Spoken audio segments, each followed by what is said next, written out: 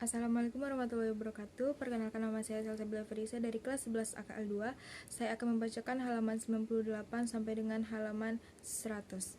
Sikap kritis SI menarik perhatian Indische Sozialdemokratische Vereniging atau ISDV yang berhaluan Marxis Komunis. Organisasi pimpinan Snevlet ini menyusup ke dalam SI melalui dua anggotanya yang militan dan berbakat, Semaun dan Darsono. Kelak bergabung juga Tan Malaka dan Alimin. Awalnya SI tidak menaruh curiga karena menganggap garis dasar perjuangan SI dan ISDV sama. Dalam perkembangannya, anggota ISDV di SI gencar melancarkan kritik terhadap SI. Mereka mengkritik sikap SI yang kooperatif terhadap pemerintah kolonial Belanda serta keikutsertaan SI dalam kampanye Indewurbar atau pertahanan Hindia. Hal ini menciptakan dua kubu dalam SI. Yang pertama, kubu nasional religius atau Si Putih yang berasas perjuangan Islam di bawah pimpinan Cokro Aminoto, dan kedua, kubu ekonomi dogmatis atau Si Merah dengan haluan komunisme di bawah pimpinan Semaun dan Darsono. Untuk menegakkan disiplin organisasi, pimpinan SI mengeluarkan Semaun dan semua pengurus yang berhaluan kiri dari keanggotaan SI. Mereka kemudian mendirikan Perserikatan Komunis Indonesia pada 1920. Nama tersebut diubah menjadi Partai Komunis Indonesia pada 1924. Dalam Kongres SI pada Februari 1923 di Madiun, Sarekat Islam mengganti namanya menjadi Partai Sarekat Islam atau PSI.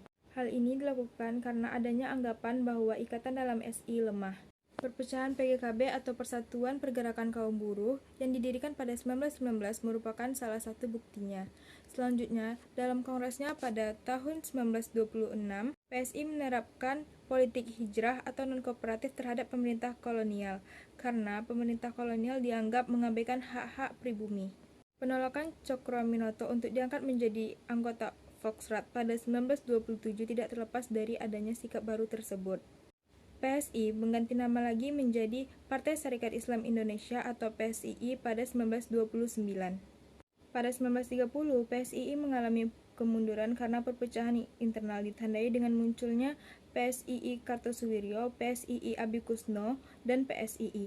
Aktivitas partai ini terhenti sejak kependudukan Jepang. 2. Muhammadiyah. Muhammadiyah didirikan oleh Kiai Haji Ahmad Dahlan di Yogyakarta pada 18 November 1912 dengan asas perjuangan Islam dan kebangsaan Indonesia. Sifat organisasi ini adalah non-politik dan kooperatif. Muhammadiyah bergerak di bidang pendidikan, sosial, dan keagamaan.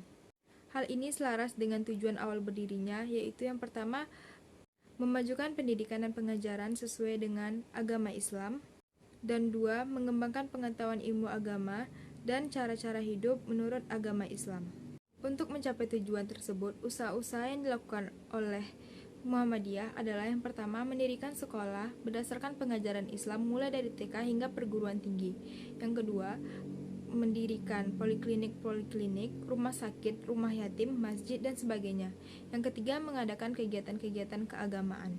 Pada masa kepemimpinan Ahmad Dahlan, yaitu pada 1912 sampai dengan 1923, pengaruh Muhammadiyah terbatas di keresidenan-keresidenan seperti Yogyakarta, Surakarta, dan Pekalongan.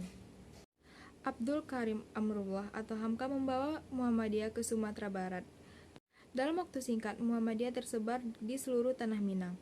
Dari Tanah Minang, menyebar ke seluruh Sumatera, Sulawesi, dan Kalimantan. Pada 1938, Muhammadiyah telah tersebar di seluruh Indonesia. Meskipun bersifat non-politik dan kooperatif, dalam gerakan sosialnya, organisasi ini mendukung pergerakan meraih kemerdekaan. Selain itu, Muhammadiyah berperan penting dalam menumbuhkan kesadaran berbangsa. Sekian dari saya. Wassalamualaikum warahmatullahi wabarakatuh.